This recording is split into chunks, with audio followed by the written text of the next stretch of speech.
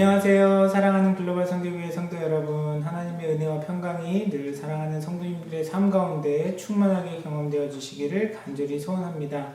오늘도 하나님께서 우리에게 주신 말씀을 통해서 하나님께서 주시는 참된 위로와 평안이 경험되어지기를 소원합니다.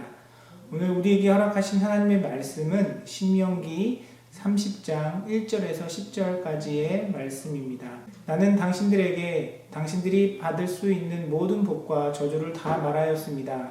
이 모든 일이 다 이루어져서 당신들이 당신들의 하나님이 쫓아내신 모든 나라에 흩어져서 사는 동안에 당신들의 마음에 이 일들이 생각나거든 당신들과 당신들의 자손은 당신들의 하나님께로 돌아와서 마음을 다하고 정성을 다하여 오늘 내가 당신들에게 명령한 주님의 모든 말씀을 순종하십시오. 그러면 당신들의 하나님이 마음을 돌이키시고 당신들을 불쌍히 여기셔서 포로 생활에서 돌아오게 하여 주실 것입니다. 그리고 당신들의 하나님이 당신들을 그 여러 민족 가운데로 흩으신 데서부터 다시 모으실 것입니다. 쫓겨난 당신들이 하늘 끝에 가 있을지라도 당신들의 하나님은 거기에서도 당신들을 모아서 데려오실 것입니다. 당신들의 하나님이 당신들의 조상이 차지했던 땅으로 돌아오게 하시어 당신들이 그 땅을 다시 차지하게 하실 것이며 당신들의 조상보다 더 잘되고 더 번성하게 하여 주실 것입니다. 당신들의 하나님이 당신들의 마음과 당신들 자손의 마음에 할례를 베푸셔서 순종하는 마음을 주실 것입니다. 그리하여 당신들이 마음을 다하고 정성을 다하여 당신들의 하나님을 사랑하며 살 수 있게 하실 것입니다. 당신들의 하나님은 당신들의 원수와 당신들을 미워하고 괴롭히는 사람들에게 이 모든 저주를 내리실 것입니다. 그때 당신들은 돌아와서 주님의 말씀을 순종하며 내가 오늘 당신들에게 명한 모든 명령을 지킬 것입니다. 그러면 당신들의 하나님은 당신들이 하는 모든 일에 복을 주시고 당신들 몸의 소생과 가축의 새끼와 땅의 소출을 풍성하게 하실 것입니다. 주님께서 기쁜 마음으로 당신들의 조상이 잘되게 하신 것처럼 기쁜 마음으로 당신들도 잘되게 하실 것입니다. 당신들이 하나님의 말씀을 잘 듣고 이 율법책에 기록된 명령과 규례를 지키고 마음을 다하고 정성을 다하여 당신들의 하나님께 돌아오면 그런 복을 받게 될 것입니다. 오늘은 여러분에게 질문을 하나 드리면서 말씀 묵상을 시작할까 합니다. 여러분 행복하십니까? 우리 사랑하는 우리 교우 여러분들은 모두 행복한 삶을 이루어가시기를 간절히 소원합니다. 일반적으로 사람들이 행복한 마음을 느낄 때 관계를 통해서 그런 감정들을 느낀다고 합니다. 그런 관계가 단절될 때 또 반대로 큰 아픔을 경험하겠죠. 그런 관계가 단절된 뒤에 사람들은 그 관계 가운데 있었던 여러 추억들을 그리워합니다. 함께 여행했던 것, 함께 보냈던 아름다운 기억들을 기억하면서 그리워하곤 합니다. 그렇게 관계 가운데 소중한 추억들을 그리워하면서 또 의외로 사람들이 그립다라고 표현하고 있는 것이 있는데 그것이 뭐냐면 바로 잔소리입니다. 부모님, 배우자, 또 연인의 잔소리가 그립다 이런 표현을 하는 분들이 종종 있는 것을 여러 글을 통해서 확인할 수 있습니다. 잔소리의 사전적 정의는 필요 이상으로 듣기 싫게 꾸짖거나 참견함 또는 그런 말, 이게 잔소리의 사전적 정의입니다. 잔소리를 들을 때에는 잔소리의 사전적 정의가 옳게 느껴집니다. 그런데 시간이 지나고 나면 그 잔소리를 그리워하는 분들은 잔소리가 바로 관심과 애정의 산물이었다는 것을 깨닫게 됩니다. 그런데 요즘 신명기 말씀을 묵상하면 그런 잔소리처럼 느껴집니다. 우리가 지금 30장을 묵상하고 있는데요. 지금까지 묵상해온 신명기의 말씀의 내용이 사실은 계속 반복되는 말씀이잖아요. 그렇죠? 하나님의 말씀을 순종하면 복받고 그렇지 않으면 저주를 받는다. 이렇게 계속해서 이야기하고 있습니다. 오늘 본문 말씀도 사실 동일한 맥락에서 이야기가 이어집니다. 2절과 10절 말씀 함께 보겠습니다.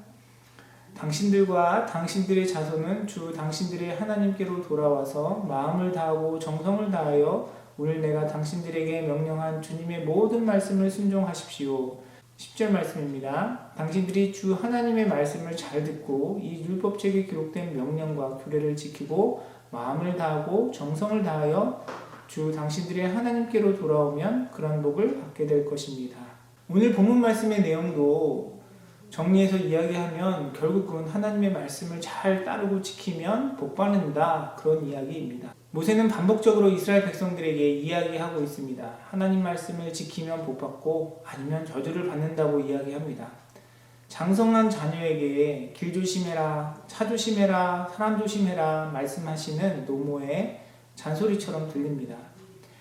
그런데 그런 잔소리들은 어떻습니까? 들을 때는 불편하고 듣기 싫지만 나중에서야, 시간이 지나서야 그 잔소리에 담긴 사랑의 마음을 깨닫게 되지 않습니까? 오늘 말씀도 마찬가지인 것 같습니다. 신명기에는 어머니 노파심과 같은 모세의 마음이 담겨 있습니다. 이스라엘 백성들을 향한 하나님의 사랑의 마음이 모세를 통해 나타난 것이겠죠. 특별히 오늘 본문 말씀에는 이스라엘 백성들에게 그런 잔소리처럼 반복적으로 이야기할 수밖에 없었던 하나님의 마음이 잘 나타나 있습니다. 본문 3절부터 5절의 말씀입니다.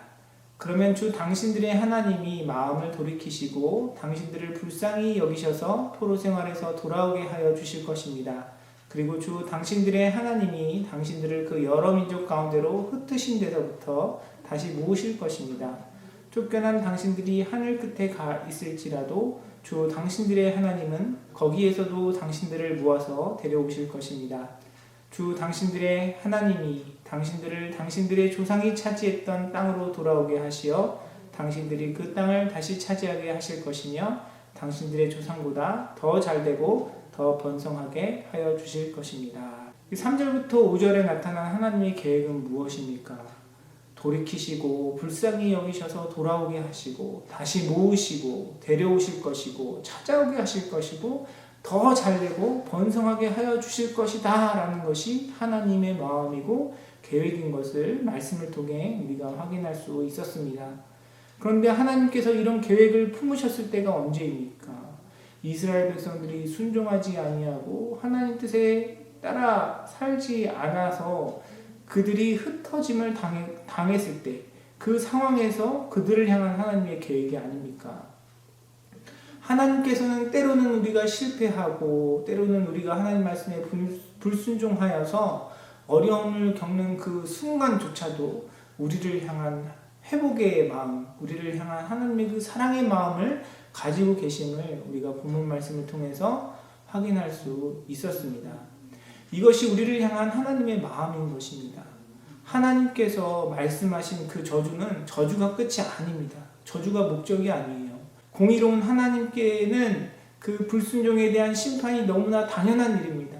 그러나 그 저주의 말씀조차도 이스라엘 백성들을 향한 하나님의 그 사랑의 마음이 담겨 있다는 것을 우리는 기억해야 합니다.